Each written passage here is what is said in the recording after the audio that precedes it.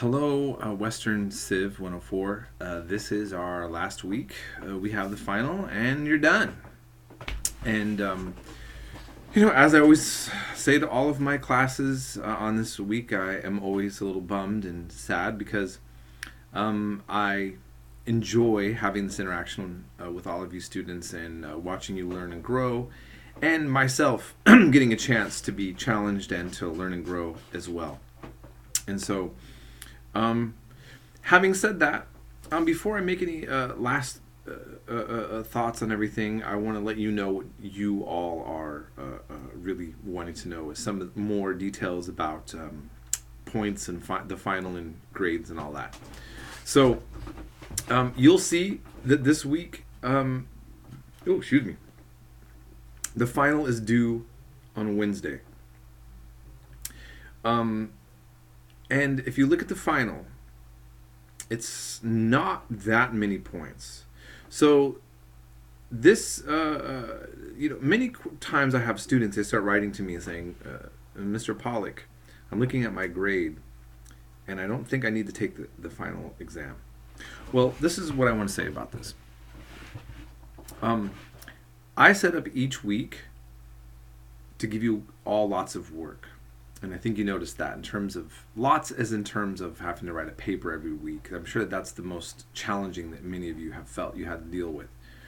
And I give a lot of points. Now, some classes, sometimes it's set up where there's not a lot of work given, but there's a lot of weight put on the exams. I'm not going to try to judge other methods, but for myself personally, I feel like a lot of students, they just cram to do well on an exam, and then they forget the whole thing, and they don't.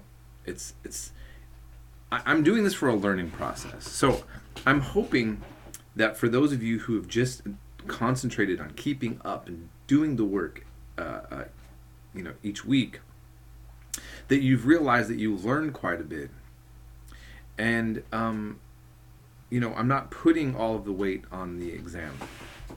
So here's the thing. I'd never tell students not to do work or not to do an exam, a final, or any of that. I'm always going to say do the work, but it doesn't hurt my feelings if you don't do the work.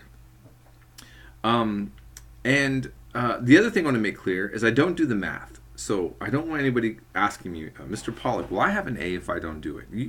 You can look at your grades and figure that out. And if you feel confident that you don't need to take the final, and that's that, then write me through. By the way, go to the final, and inside the where you would normally upload the paper, you write to me and say, Mr. Pollock, I'm not going to take the exam. And then I say, oh, okay, that's that, and you have your 0, and then you get your grade that you expected, A or B, and then we're good to go. Okay, so again, I really feel like what I try to do is create an environment where you are all learning, and I feel like many of you have really manifested and showed, revealed that you've been doing that, and that's what makes me happy. And as I was mentioning for myself, this is always a process in which I have to learn a lot as well.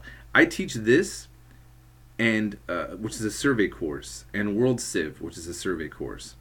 I'm covering so many different things, it's kind of ridiculous, actually.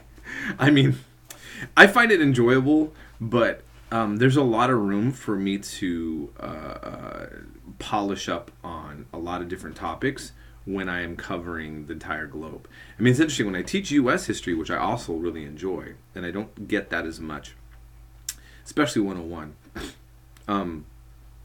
I can just focus on the United States, and we can cover, segment upon segment of decade to decade.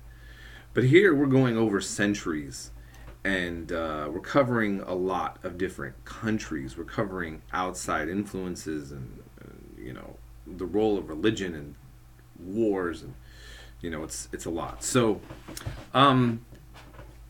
I really appreciate if if you feel like in this class that there were some things that you wish were different, feel free to give me any feedback on that. In any case, I've been happy to have all of you. You know, I just want to share these last thoughts. There is an Icelandic word, which I believe goes back to Old Norse. And it's a word for basically stupid. I don't like the word stupid, but it's like someone who's ignorant. But I'm going to explain to you why I like this word and to bring it up in the context of being a history instructor. The word is heimsker. And heim is the very similar, right, to the word home. Skur is a suffix. So you're saying literally to somebody, you're from home. Okay? And the reason why I like this is because I like to interpret this more as an explanation rather than an insult. A person can be exceptionally intelligent, but if you don't get exposed to a wide range of ideas, you're going to have a limited perspective no matter what, right? And so that when I first learned about this term, that's what it really got me to think about. Because a lot of times when people kind of make an insult like that and they talk about someone being foolish or stupid or something like that, it's like they're poking at somebody's brain like there's something wrong inside of you. But really, this is the idea that a person's had limited exposure to something. Now, look, we all have had limited exposure to things. In a sense, we're all from home, in the sense of like, you know, we can't see it all, just like I'm trying to study all the different civilizations to teach you guys. So, you know, but what I like about teaching in history is you are already breaking out of any kind of, you're getting out of home, right? You're being exposed to understand the world that you live in. In this case, it's Western civilization. I'm communicating to you now through technology, and I've exposed you to information about civilizations, which we are all a part of right now. And some of you think this is the greatest thing. Some of you have your own criticisms, a mixture of all sorts of things. But regardless, this is where we're at, and it's Western civilization. And it's important for us to have an understanding of this background, right? And so I'm happy that you've all been able to, you know, go on this journey with me. I like this one phrase too, and I share this with my other class. It's an Arabic phrase from when the Arabs ruled Spain and Andalusia. It's fil haraka baraka. Haraka baraka means, and mobility is blessing. So I would like to encourage you to, if you can't travel around, which a lot of people cannot, limited by income. This is something that I had to deal with for many years. We can still intellectually travel. We can engage with a wider range of people. We can communicate with our neighbors and friends and other fellow students and colleagues and learn and see what they're bringing to the table. And many other people have been able to travel around or live in other places, and they come and they have something to share. Books are the same way. When I look at a book, I don't see it as just an object. I'm having a communication. I'm actually communing with the